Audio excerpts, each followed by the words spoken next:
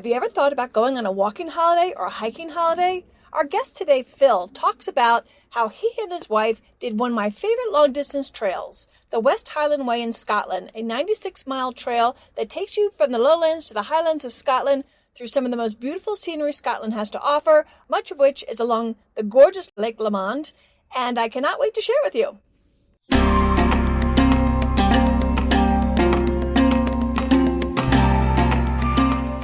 Welcome to the Active Travel Adventures podcast. I'm your host, Kit Parks, and I'm especially pleased today to bring to you my most favorite long-distance hike, or at least one that's very special to my heart. It was my very first long-distance hike along the beautiful West Highland Way, considered one of the world's most beautiful long-distance hikes, rated by Nat Geo as like one of the top 10, and it is Scotland's most popular long-distance hike. It's the perfect tester long-distance hike if you're not sure if this is something you want to do. Each day you end up in a cute medieval village, and you can set the pace, particularly if you plan far enough in advance, so that you can do the amount of miles that you're comfortable doing each day. And you don't have to backpack this hike. You can actually have your luggage transferred for you, so all you carry is a day pack. Like I said, this is a great tester long-distance hike to see if this is something that you'll enjoy for your next holiday. So let's get started with the West Highland Way of Scotland.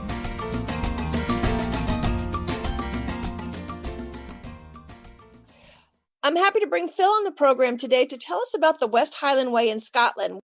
Phil and his wife walked the West Highland Way on a self-guided hike with my affiliate One Foot Abroad, who has very generously offered all Active Travel Adventures listeners a 5% discount on any One Foot Abroad or follow the Camino tours. There will be links in the show notes as well as on the website for that, so you make sure you take advantage of that 5% discount. So be sure to use the promo code ATA, ATA5, ATA5 to get your 5% discount off of any of their tours. So like I said, the West Highland Way is a personal favorite of mine.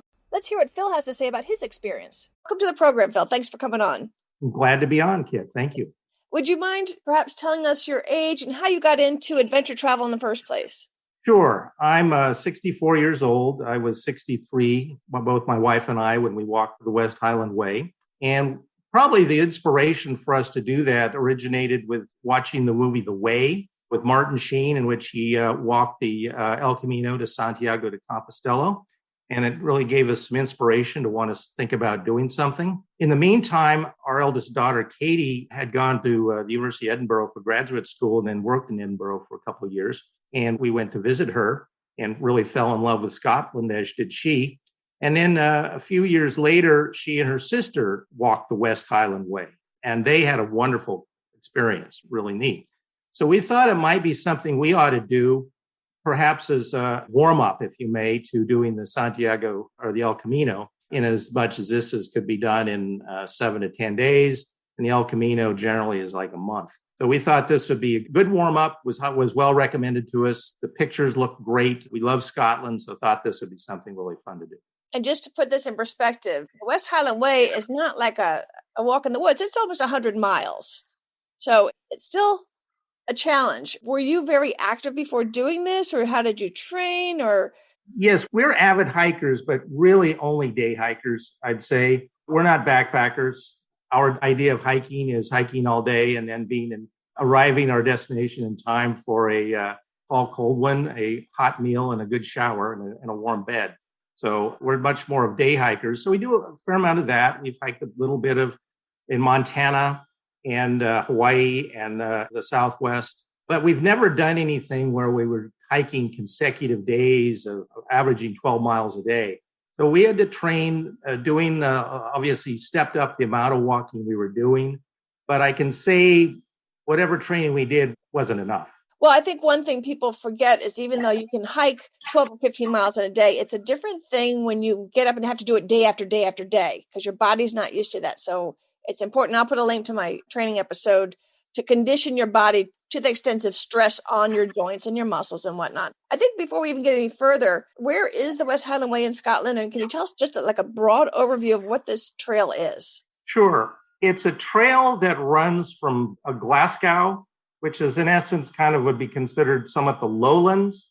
And it's almost 100 miles. It's actually 96 miles between Glasgow and Fort William. It's on the west side of Scotland. It runs through the low Scottish lowlands. and then emerge into the highlands. Very starkly different geography. The lowlands is more treed, pastoral with valleys, a lot of sheep pastures and for cows and sheep and farming as well. And then you hit the Troches National Park, which is where Loch Lomond is. And then beyond that, then the geography changes to this starkly beautiful highlands of Scotland, and then ends in Fort William, which was built back as a garrison fort back in the 1700s in order for the British to control the clans in those days. That town, Fort William, has since turned into like the adventure center, adventure capital of Scotland. It's got everything to do. It's kind of like Queenstown, New Zealand, where they've got zipline, they got hiking, they got all sorts of things. So at the end of the trail, it's a good idea to take a little extra time to take advantage of the town, I think. Oh, absolutely. Fort William's a delightful little town, and we were pleased. I mean, we didn't have a lot of time because we arrived probably 5:30, 6 o'clock the night, went to our hotel, had a good meal, walked around a little, had some extra time in the morning, then had to catch the train back to Glasgow. It is a delightful town. Some great restaurants look like, and some neat shopping. Oh, cool. So when did you go? We actually commenced our walk on September 6th of 2019, but we'd actually had spent the week before in Scotland, touring Glasgow. We went to the island of Mull and spent some time doing our touring before embarking on the trek, because we felt that after the trek, we wouldn't feel much like doing much touring after that. And so the early fall was our chosen time. The two best times to go, I think, are in the spring and in the fall. And part of it is you avoid the bugs, the midges and black flies that are highly prevalent during the summer months in that part of the world. Yeah, that's why I went in the spring, was in the hopes of avoiding the midges, which I did. But in the summer, they can be a bugaboo, and it's probably a good idea to have a head net. And midges are these almost microscopic, what I call like no-see-ums where I come from. Grateful I only saw a couple in Rewarded, but other than that, I had smooth sailing. So you're happy with the time that you went? Very happy. I mean, as we know, the weather in Scotland is exceedingly unpredictable and changeable. And we picked the time. It had torrential rains that in August. And when we got there, the weather was decent. We certainly had some rainy days, but we'd had friends who had hiked the trail in May, and they had wonderful weather the whole time. But one shouldn't embark on this trail thinking you're either going to have bluebird days or rains all the time. It's so variable. You hope for the best, and usually you'll get some of both. Right. Scotland does rain 40 to 60% of each day, and you can have all four seasons in one day, even in the summertime. So it's important that you bring your thermal jackets and all that. Did you have all the proper gear with you? Yes, I think we were well provisioned with our gear. Certainly waterproof jackets, waterproof pants, good hiking boots, good hiking attire, pants. Because again, you'd have some days were warm. It was great having some hiking pants where you could remove the lower legs and go bare-legged. And it was also very nice that you had some long pants that protected you from the elements and kept you warm when the days were a little more raw. All right. I'm going to add to that, too, to bring waterproof gloves, because I did not have them on my one day that I bought them at the name of the town, wherever you take the steam train to. I found some there because they would have really helped me this one really cold, rainy day, because I had everything else. I was fine, but those hands were cold, and my gloves just weren't cutting it that day. So you had gloves the whole way, and highly recommend using hiking poles. They're a lifesaver. We use them a lot on our other hikes, and because of the up and down nature, the terrain of the trail, they were essential. True. And like my mom says, as long as you're dressed right, you can do any weather. So if you have the right gear, and I'll put a packing list on the website as well that corresponds with what I think is appropriate to bring. And you'll probably get one from the tour company as well. Exactly. One thing I'd add about the gear was I had a baseball cap and my wife did not. One day, and this was going over the Devil's Staircase, as a matter of fact, was one of probably the worst weather we had. It was raining, the wind was in your face, and I could put the baseball cap underneath my hood of my jacket and somewhat keep the rain off my face, where my wife didn't have that. And so the rain was in her face a lot the whole time, and it was a pretty miserable experience for her. In addition to a floppy hat or a tilly hat or something like that, something with a hard bill is a good thing to have along as well. That's good. And while we're talking about gear too, you're not necessarily backpacking, or you don't have to backpack it, although you can. Most tour companies will provide a luggage transfer service. Can you tell us a little bit about that? Yeah, I mean, that was fantastic. We had day packs in which we could carry. Again, the day looked like it was going to be nice. You'd, of course, just keep your pants in your day pack. And you'd usually get a box lunch from wherever you were staying. But not having to carry carry our clothing and all our other accoutrements, it was a godsend. I mean, there were lots of people on the trail, and mostly younger people that were backpacking, and God bless them. But at our age, we had no interest in doing that. It was tough enough for us, and not having to be carrying a 50-pound or more backpack would have been just not very good. Right, I had no problems. Every time I made it to the inn, it was sitting there ready for me so I could get nice and cleaned up and some nice fresh clothes. It was lovely. So let's talk a little bit about the trail itself, some of the things that you saw. Where do you start? Trail, you can go either way. You can start outside of Glasgow in a suburb called Mulgai and walk north, or you could actually go to Fort William and walk south. But we chose to start in Mulgai, and that was our first morning. The trail varies. Sometimes you're on a stone path. Sometimes you're on some small secondary roads. Other times you're on drovers' roads in which the sheep and cattle drovers were used. And other times you're on these military roads that were built in the 1750s by the British, who, again, can help control the Highland clans. You also encounter some very varied terrain with rock scrambling and tree roots and a lot of up and down. It's tough in the knees. And so the terrain can be tricky. It can be smooth, and it can be where we encountered mud. So it's all over. Right. And if you're at all nervous about what Phil just said, I would suggest going northbound, because wouldn't you agree that it's a little easier in the beginning and it gets harder as you get closer to Fort William? I would agree. I'd say the first 2 days are relatively easy from Mulgai to Drimmen. That's a lot of just dirt or stone rocky paths, but very, very easy, very smooth. A little bit of climbing. You get outside of beyond Drimmen, you get to what's called Koenig Hill, which you climb up and you again encounter this beautiful view of Loch Lomond. Happened to be for us was the best weather of our entire. Same here. You could see, and describe what you're seeing up there. Well, you're seeing a long way. You see this beautiful lake out in front of you with islands in it, quite long and narrow. You see, we happen to be on the trail on a Sunday. And so you get a lot of day hikers that will go up to Koenig Hill and then back down. Some of the biggest crowds we encountered was the day hikers on Koenig Hill.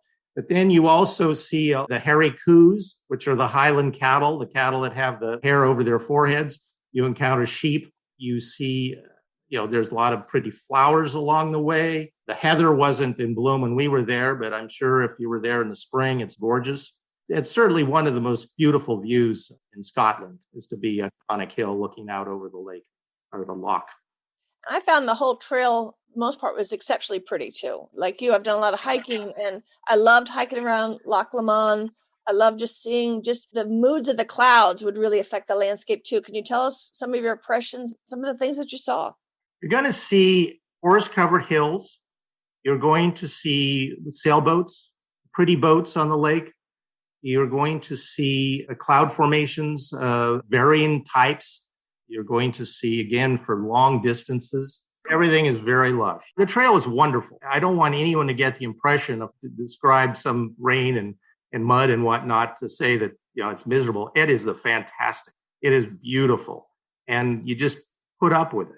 In certain cases, yes, my wife, she came up with a word for the day, and we had various words of the day, and one of them was deal with it. And that means you're going to see see beautiful scenery, but you're also may have be walking on these military roads, which are all made of cobbles, which are tough on the feet and the knees. But by the same token, you're seeing some of those gorgeous scenery you can imagine.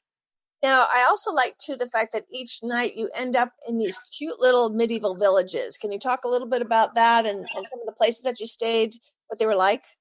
Sure. I mean, I think the very first night out was fabulous. We ended up in Drimmen at a hotel, and next to our hotel was the Clachan. And I think you stayed at or at least described the Clachan in your webcast as well. that was dates from 17. They say it's the longest continuous operation from 1736. And when we got there, we didn't have any reservations, and it's a pub and a dining area, and we couldn't get in a dining area. And fortunately, we couldn't, because we ended up sitting in the pub, and we got a table and chairs. And then as we're sitting there enjoying my wife having her Hendrix and tonic and me having my pint, more and more locals started drifting in and having fun and carrying on, and the place was getting busier and busier. And then pretty soon, a couple came in and was kind of looking forlorn, if you may. And we invited them they couldn't get a place to sit for dinner. And so we said, sit with us. So we sat down, they sat down, and this was Gail and Reiner, who were walking the Highland Way as well. And this is one of the highlights of walking the trail, is that the people you meet. This is as important or as fun as the track and the scenery, as you meet all kinds. You meet people our age, you meet young people that are maybe having a week break from college and they're backpacking, or you're meeting people that are in their 80s that are some woman was claimed that some woman was in her mid 80s and had hiked the trail every year for the past 20 or more years. And they're from all over, Canadians and Americans, Australians, Germans. And maybe you're staying in the same hotel with them the night before, see them at breakfast. Everyone takes off at their own pace. Sometimes you're ahead of them. Sometimes you're behind them. Sometimes you pass them. Sometimes they pass you. And you get to know them and talk with them and hear about where they're from and their experiences, and you see them all along the whole way along the trail at various points. So the first day out, we met Gail and Reiner, and we saw them at various points along the trail. And then at the end of the trip, when we're standing at the train station in Fort William to go back to Glasgow, there they are again, and we sat with them on the train back. So the friendships you make, the shared experiences that it's all about, the shared occasional misery, and the shared exhilarance of what you're seeing and doing. Definitely. I found, particularly with the walking holidays, lifelong friend Simon on that very trail, that you have the time, and for some reason people are more open with complete strangers. Quite put my fingers on it, but you start talking about deeper subjects sometimes, I found, than I would with chit chat at a cocktail party back home.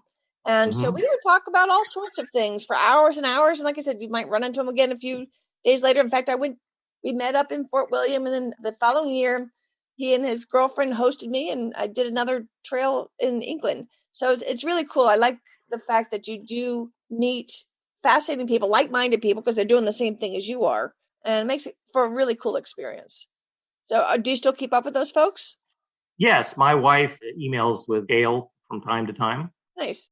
What about the day hiking from Rewardon to, did you go to the Drovers Inn?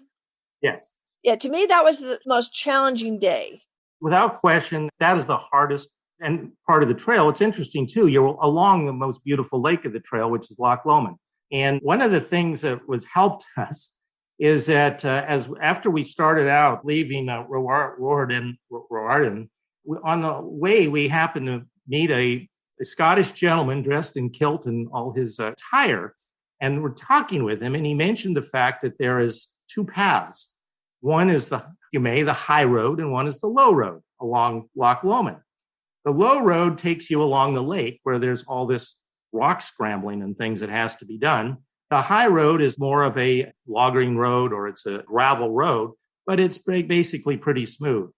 And so we were convinced that was worth taking, because eventually we were going to hit the lake and end up doing the rock scrambling, but at least we could cut out some of that and still feel that we weren't cheating by not doing this lower part of the lake. So we did that. Eventually we did hook back into the lake, and it's up and down. It's rock scrambling. There are tree roots, tough in the knees. The amazing thing is there are people that bike the West Highland Way. So we encountered some guys that were biking from the north to the south, carrying their bikes down. And that's the only thing they could do, was carry the bikes. There's no way you could ride a bike in this terrain. So it is tough, but you are along the shores of the lake. So you do see out and see some boats, or see the beauty of the lake. The rocks are very interesting formations. There's Rob Roy, who's a famous Scottish highwayman or a Robin Hood figure, had his cave along this trail. And you could see a lot of rocks and places that would serve as a good hideout place for a highwayman. So, very, again, tough terrain, but certainly interesting. Talk about biking. I didn't see this, but Simon, the gentleman I mentioned earlier, mentioned that when he was doing Devil's Staircase going up, he saw a biker biking down Devil's Staircase. So what is Devil's Staircase? I think it's somewhat overblown in its label. I would agree. First of all, well, if you're going from south to north, then it's upward. You're going up. And going up for me and my wife is always easier than coming down on your knees. So I would classify the trail along Loch Lomond we just described as much tougher than the Devil's Staircase. It's a lot of switchbacks. I read that I think it was named that when military was building their roads back in the 1750s, that maybe they nicknamed it that. But the nickname far exceeds its tough. I'm not saying it wasn't hard, but it was easily doable. I've hiked out in the Sierras and places, and I've done much tougher hikes than the Devil's Staircase. But actually, though, once you get up and over the top of the Devil's Staircase, and you can beautiful views seen out into the north there, it's all downhill. And it can be all downhill, part of it being on kind of these secondary semi-paved roads with maybe a little bit of loose gravel here and there. That was much tougher to walk on than going up the Devil's Staircase. That was for me too. I had a little knee problem there too. I had heard that it got the name Devil's Staircase because the builders kind of cutting out all that rock. So it was a devil for them more than it was a devil for us. But it is challenging, and it's nice to be at the top, and you get this 360 view, which is stunning. It is. Unfortunately, that was one of our worst weather days, so we couldn't see very far. But even the clouds, the mist surrounding these tall, steep volcanic cones, volcanic cones that make up some of that Glencoe area, even that is beautiful.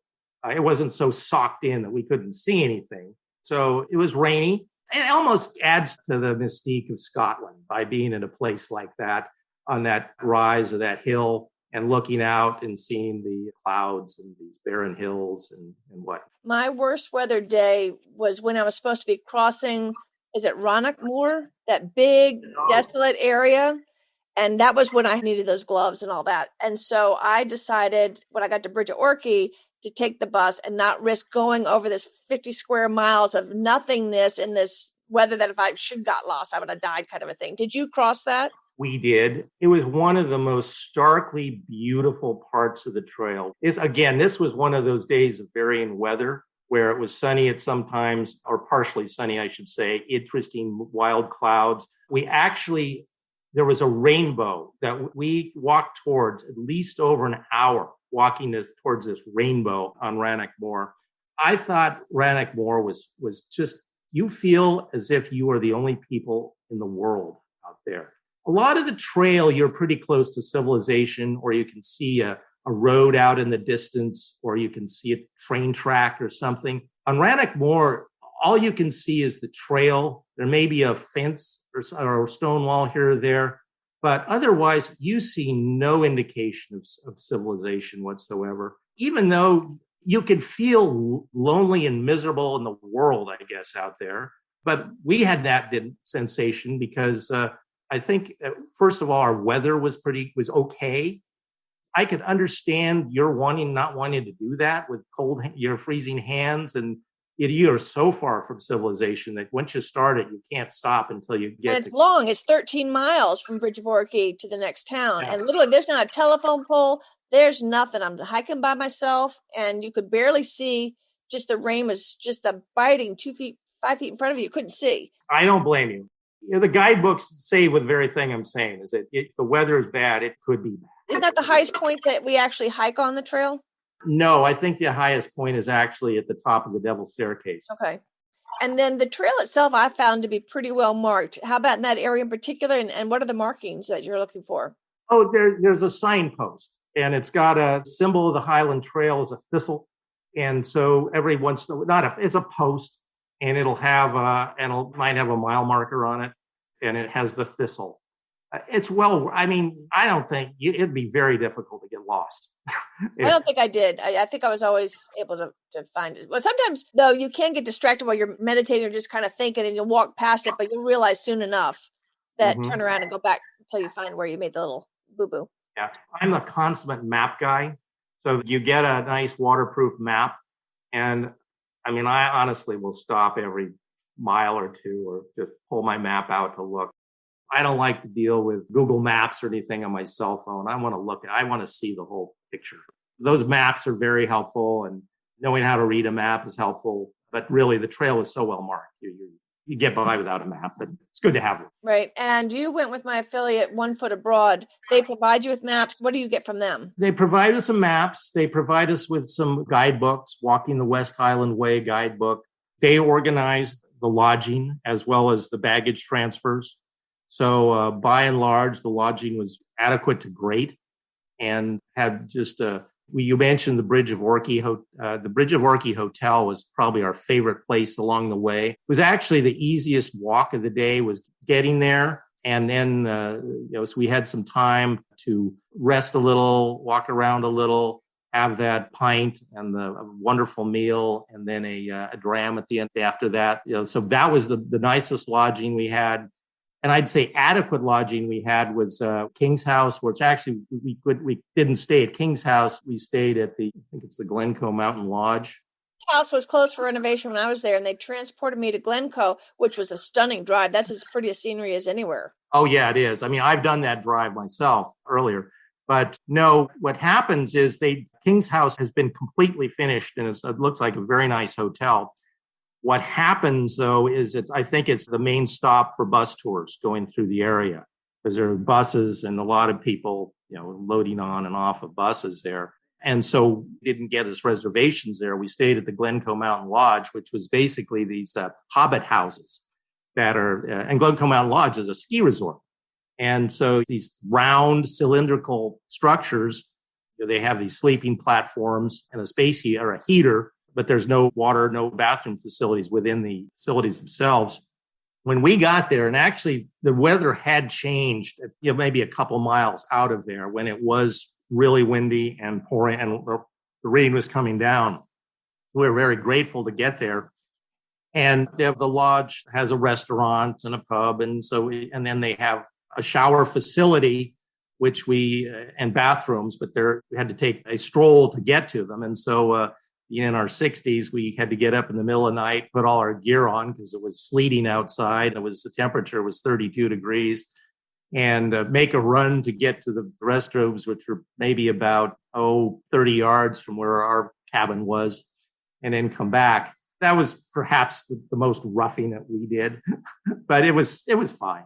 I'm 6 feet tall. Sleeping platform I was on was basically 6 feet long. So it was my head touched one wall, my feet touched the other.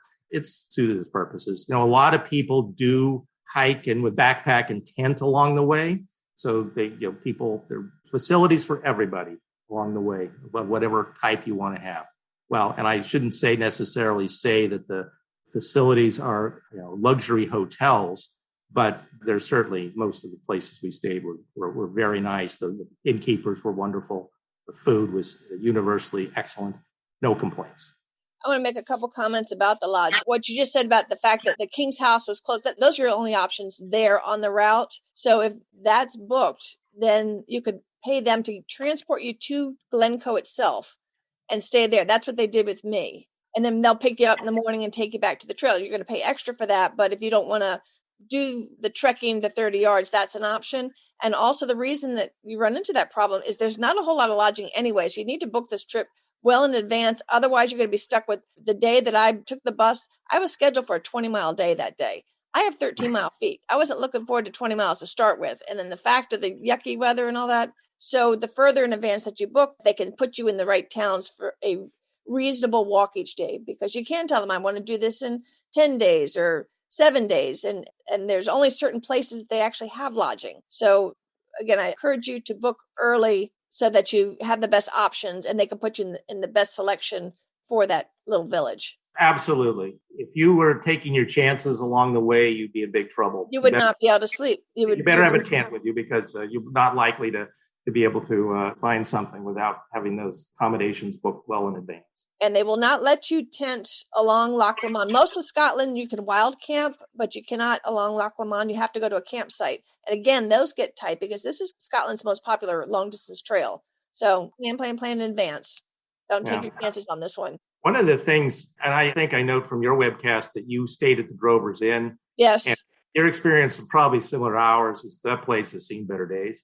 It has. Well, were in the old building or the new building? I was in the 1950s building. My least favorite. We were in that. Yeah, we were in the new building, but it's no great shakes either. It's interesting. So when we were there, once you get to the end of Loch Lomond and you've kind of all the rock scrambling kind of ends and its trail is relatively flat and smooth the rest of the way. When we got to Inverness, which is where the Drover's Inn is, because it had torrential rains the month before, that bridge across the river there had been condemned.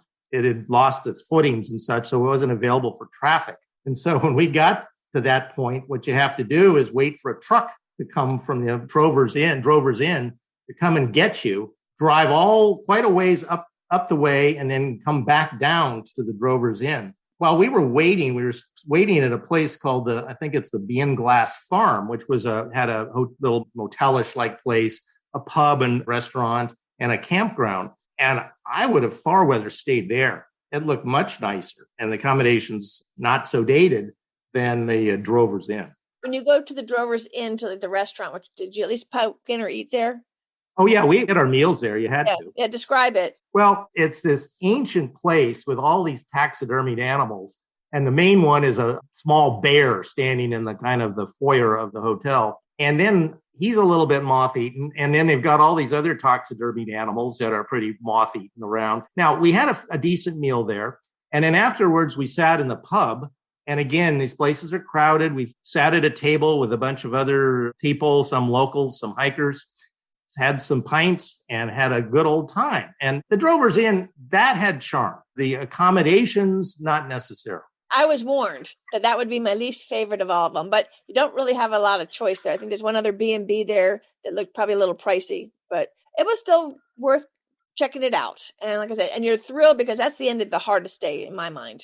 And so I was so glad to see civilization and to get off my feet. And then I was lucky enough that Jamie and his mom came to see me that night too. From the Drover's Inn, where are you going from there? The town of Tyndrum. Mm-hmm. That was a pretty easy walk. It was pretty. You're going through forests and glades.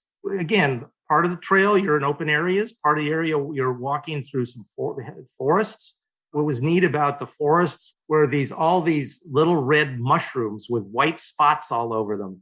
It was something out of a Disney movie. You kind of expected Mickey Mouse or Jiminy Cricket to come hiking out of the woods there so it's very pretty. You're walking, again, I didn't mention all these waterfalls you're going by. Hundreds of them as you're hiking the trail are these rivulets or heavier waterfalls and they call them burns, which are the streams that permeate this area. And again, it rains so much there. No wonder there are all these waterfalls. And that's part of the beauty as well. The river was raging because of all the rain they'd had. There was evidence in one place where a home maybe this had happened a while back, but maybe it happened that previous month that it had been obviously inundated with water. And that's really interesting to me because I did not see all the waterfalls. So apparently I was there after the dry season. So by the fact that you had all that rain, you were blessed by seeing all that water action. Yes. You get different things from different parts of the year. So when you were there, there are lots of flowers to be seen even still when we were there, but you probably saw a lot more.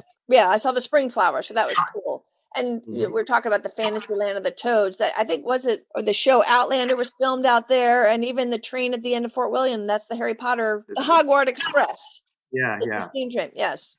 Anyone who's watched Outlander would have a sense of some of the terrain of which you're walking through and seeing. Remember those big aluminum tubes as you're coming down? Do you remember what those were? Yes. Well, they're part of the hydroelectric system that was so. Loch Lomond had aluminum smelting factory there. And so those tubes were coming down from, I think, the Blackwater Reservoir or something like that. and they were providing power for the aluminum factory there. And I think the claim is that Loch Lomond was the first city to have all of its homes electrified in all of Scotland. Now, I shouldn't say city. It's more like a village. It's really more of a factory town. You know, the housing was clearly mostly there for the workers, but it's a cute little town. Interesting place. They have a part of the factory they converted to rock climbing and ice wall climbing facility, which we went into and which was cool to see this man-made ice wall, which people come from all over Britain and maybe the continent to practice climbing ice walls. Very cool. I wasn't familiar with that. And they had a cute little lake, and I don't remember the name of the place that I stayed that had that nice little pub right in the water. It was just one of the more popular pubs in the area that they said, make sure you go there. Speaking of which, did you try any of the whiskey they're famous for? Oh, absolutely. We at least had a dram a night. As I mentioned earlier, we traveled to Oban before embarking on the hike, and so we had a chance to sample the Oban Distillery's whiskey. And that became our favorite brand to sample or to try along the way. Again, it was a nice nightcap. On the first day of hiking, after leaving Milgai, kind of halfway on the way is the Glencoe Distillery. And you have to hike off the trail, maybe a mile, to get to this distillery. We went to the distillery for purposes of finding a restroom. Research purposes, I'm sure. Right? Yes, indeed. So we didn't actually partake of it. There's whiskey. But it looked like a very nice place. A number of people were there sampling and appeared to be very well done. Should note that there also is a lack of restroom facilities along this trail. So you have to be prepared to go into the brush or wherever or find a place that affords you some privacy. And I would ask, too, that people please bring a big zip bag, label it trash, and pack out your TP as well. So leave the place clean, particularly by the lake. Make sure you're at least 200 yards off the lake so you're not polluting that. Back to the whiskey, though. I remember that same little pub that I was talking about. This is a teeny little place that maybe sat 20 people, 30 at the most, had 150 different kinds of whiskey for sale. They take their Scotch whiskey really seriously there. They're like connoisseurs with wine, and they'll do the flights and all that so you can sample all the different ones, and I find that fascinating. Yes, definitely so. And that single malt Scotch they have is just hard to beat, especially after a long day. So I prefer to end the trail when I come in with a pint because I'm hot and tired and thirsty. But after dinner, that dram as a nightcap is a nice way to get yourself to sleep.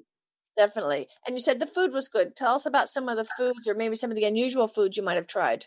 Well, one of the great things about everywhere you go is the Scottish breakfast that starts your day off.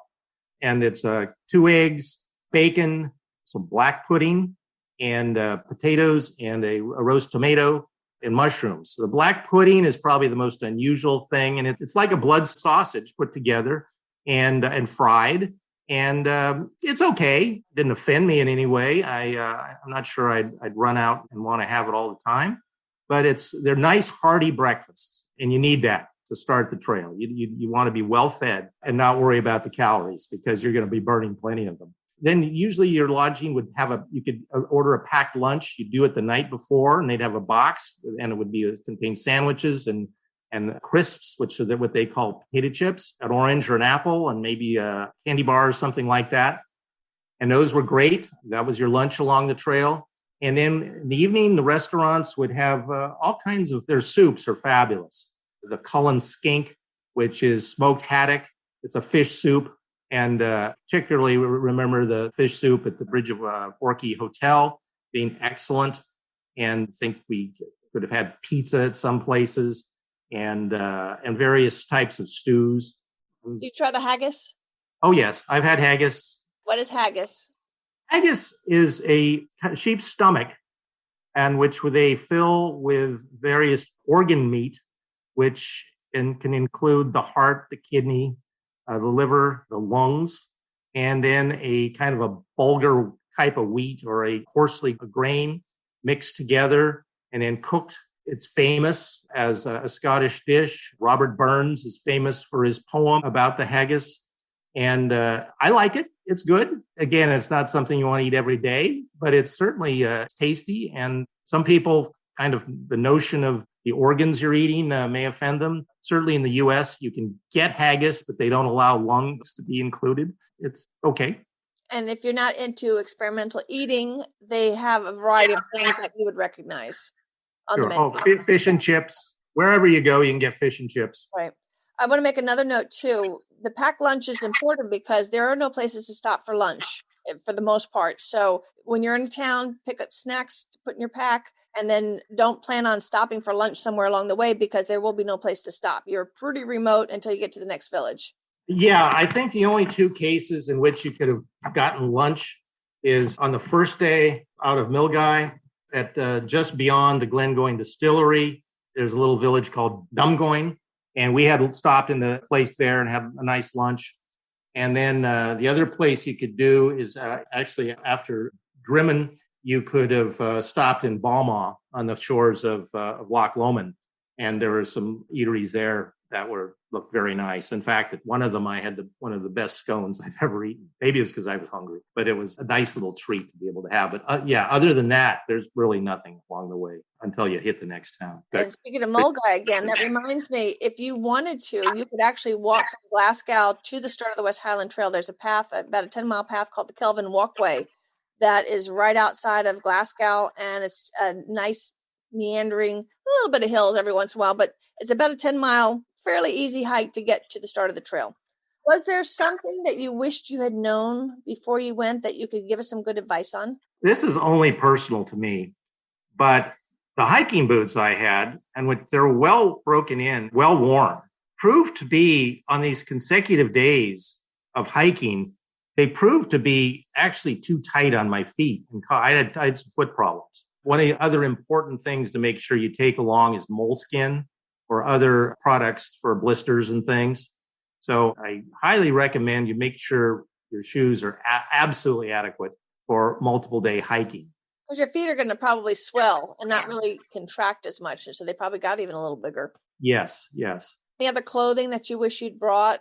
There's probably clothing I wish I hadn't brought. You want to take along good hiking clothing that's absorbs, but also dries out very quickly. Those would be things I would highly recommend. I think I brought along a pair of binoculars that I actually wish I didn't bother having. I mean, I did use them, but they were just some added weight that I could have done without, because you can see for miles anyway. Trying to bring something up close, you just keep walking further and you'll eventually get to it. Let's talk about the pace a little bit as we wind down. You can do this in a short time frame, like Simon, I think, did in a few days because he's a power walker. I think if I had to do it again on long distance hikes, I prefer stretching it out longer so that I'm not as tired when I get to town and have more time to explore. Could you talk a little bit about how you felt the pace was? We averaged 12 miles a day, but that's a little bit deceiving because the longest hike was between Loch Lomond and Fort William, which is the last day of the hike. And, you're obviously going to be the most tired on the last day of the hike. So that's almost over 15 miles. And the shortest day of the hike was from Tyndum to the Bridge of Worki, and that was only 9 miles. And I think we did 8 days of hiking, 9 days of lodging, including the first night in Mulgai before we jumped off. So I think that was a decent amount of hiking. I would not want to hike this 20-mile sections of it, but some people were willing to do. I just think that, boy, you're nuts. And a lot of times it has to do with the lodging too. That's what happened to me. That's why they gave me the 20-mile day, because I could have stayed at Bridget Worki and then had a 13-mile day the next day. I just had a short day, but there was no room at the inn. So I had no choice. Yeah. So book early. Not in our makeup to want to have to do that length of hike. Our daughters did one of those at that time. We're in their late 20s or mid to late 20s, and they were beat. And you got to do what you got to do. You got to make it there. Were you happy with 1 Foot Abroad? Oh, yeah, they were fine. Have you used them before? Originally was looking at them for the trip to do the El Camino. When we decided that maybe it would be better to do little baby steps, if you may, by doing the West Highland Way, I just followed up with them, and they certainly provided that service as well. So yeah, places they booked us were fine, were great. The service was fine. The young woman that helped us was super. I communicated with her multiple times about a variety of subjects, and she was always very responsive. Terrific. So when do you think you'll do your Camino? Well, we were actually going to do the Camino last year, this past May, when COVID hit. And so that kind of threw a wrench into that plan. I think we would maybe look at doing the Camino, maybe the spring of 2022. And which trail will you do? We would like to do through Portugal, actually, do the coastal. Well, that's what I was going to do. From Porto, though, just Porto in. Yeah, exactly. From Porto to Santiago. So when you were on your last day walking into Fort William, what was that like when you finally saw civilization and the end is near?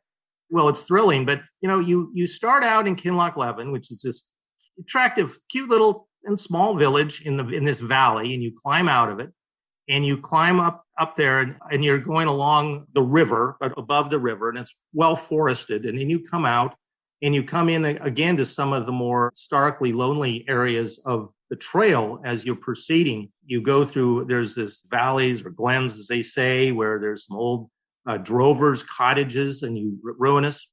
And you imagine, gosh, what was it like to live in a place like this with so far from civilization and wind and rain and nothing but your sheep to keep you company. The hills are pretty barren. And one of the things I should note is that a lot of Scotland was actually heavily forested a millennium ago. And trees have been cut down since the days of the Vikings to the extent that a lot of these hills are barren. And actually, they are working to reforest it. Their trees have been planted and all along this area, so haven't just left it go to hell. Now, once you get up and past some of these areas, you are walking along the trail and you see Ben Nevis looming up ahead of you. It's just pretty. It's not a spectacular mountain. It's gray. It's mottled, but it's immense.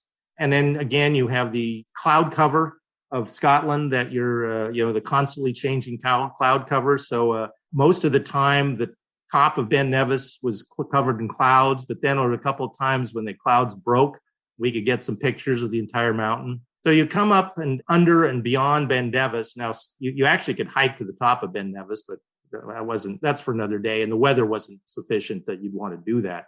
And then you pass beyond Ben Nevis, and then it's pretty much long downhill trek. And you're on some, logging roads or other types of roads. The military too. Wasn't there an old fort there? Yeah, at the top there's an old fort, and actually I think it's a fort that dates back to the Jacobites. I think the Jacobites might have used that fort as a place to hide out. But it's a long descent into Fort William, and then you get to first of all, you get to an area that's a very pretty green area with lots of some campgrounds and youth hostel and whatnot, and you think, oh boy, I'm almost here. But then you keep walking and walking and walking. What are you looking for? How will you know you're done? Yeah, well, you're looking for a city, and we haven't quite hit a city. And then eventually you get on a sidewalk, and then you're starting houses appearing, but you keep going and going. And what they've done in Fort William is the original terminus, the West Highland Way, was on the outskirts just as you're approaching it. And there's a column, and they call it, I think, the original ending of the West Highland Way. But I think the merchants of Fort William figured out that they don't want people stopping there and thinking they're done. They want them walking through the main street of Fort William so they can see the shops and the restaurants and things. And so you keep on walking all the way almost to the south. Fort William sits north to south along the loch there. And so they take you almost to the end of Fort William, where they have a statue of a hiker sitting on a bench. That's the official end of the hike. And of course, the thing to do is sit there and have your picture taken with this hiker. You get to see a lot of downtown Fort William, which is a cute town. And as I said earlier, it's got lots of, looks like, neat stores and charming restaurants and things. So what did it feel like when you finally made it? That's a big accomplishment. It felt great. We had a very nice hotel with a fabulous shower. Right. And one of the best meals of the trip. They had a lamb shank that was out of this world. And you're just so thrilled with yourself. This is the longest trek, the most unusual thing my wife and I have ever done in terms of traveling. We've done a lot of traveling, but we've never done anything like this. And we do a lot of hiking, but we've never done anything like this. So it was a feeling of job well done. We did it. High fives. But boy, I'm glad it's over.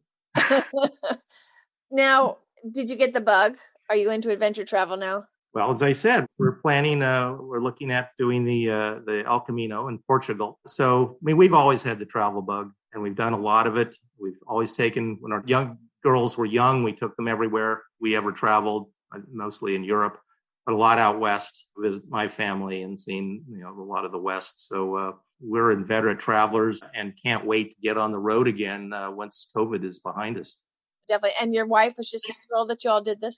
Yes. And I'm going to have to I didn't credit my wife well enough to say that she was the one that was really the inspiration to do this. I knew my daughters had done it, had a great time, but I didn't really think about it as something that we would be doing. But so my wife was the inspiration to get us out in the trail and has been just a fabulous companion to do these things with, and looking forward to doing more of it. At our age, we're active and we want to stay active as long as we can. Great. Well, I sure appreciate your time. Any final thoughts or words of encouragement or whatnot that you'd like to tell everybody? I would say absolutely. If you have the physical wherewithal for this hike, it's tough, but it's not impossible. That people should absolutely consider doing it. Don't let the thoughts of rain bother you. You wear enough gear, it'll work out fine. You'll have an experience of a lifetime if you've never done something like this.